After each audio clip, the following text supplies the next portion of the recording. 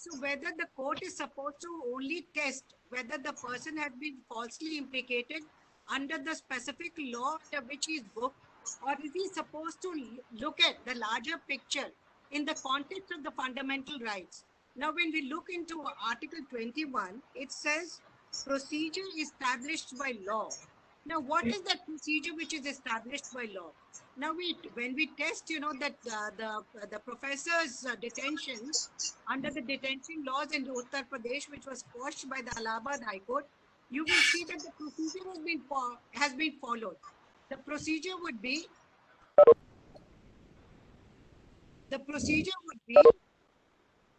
oh God,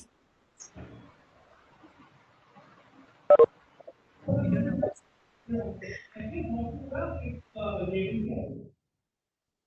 Hello,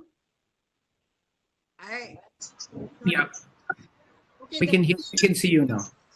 So what I would say that, when the professor was booked under the detention laws in Uttar Pradesh, where the procedure must have been followed in the sense that the police officer must have made a report to the district magistrate that must have been passed, and then that must have been approved by the government, and therefore the procedure established by law must have been followed.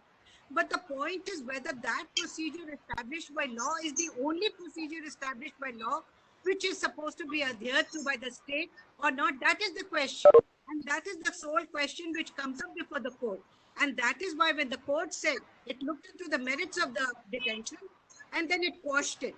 But now when you test this, procedure in a different context of fairness, reasonableness, and justness, you will see that these three parameters, they were not adhered to. In that sense, the procedure established by law was missing, and therefore the state was not justified in putting the person under detention. Now, the same happens, in criminal cases also. When a case goes before a particular court, it may be a special court or a regular magistrate. The magistrate is not only to see, look into the requirements of the law per se, but also required to see, in the context of the fundamental rights of the citizen. And unless you do it, you cannot say that there's any immunity, not to be framed by the state, falsely, obviously, falsely by the state. This is the only thing that I wanted to say, that when you talk about procedure established by law, the courts also must necessarily go into the reasonableness, justness, the fairness, of the procedure. Not just procedure, which is per se procedure, a mechanical procedure, that we're talking about. And that is how we understand it.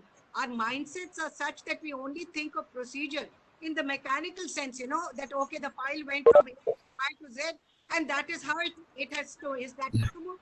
It has moved, But this, when we're talking about criminal matters, it is not, it is not an administrative matter.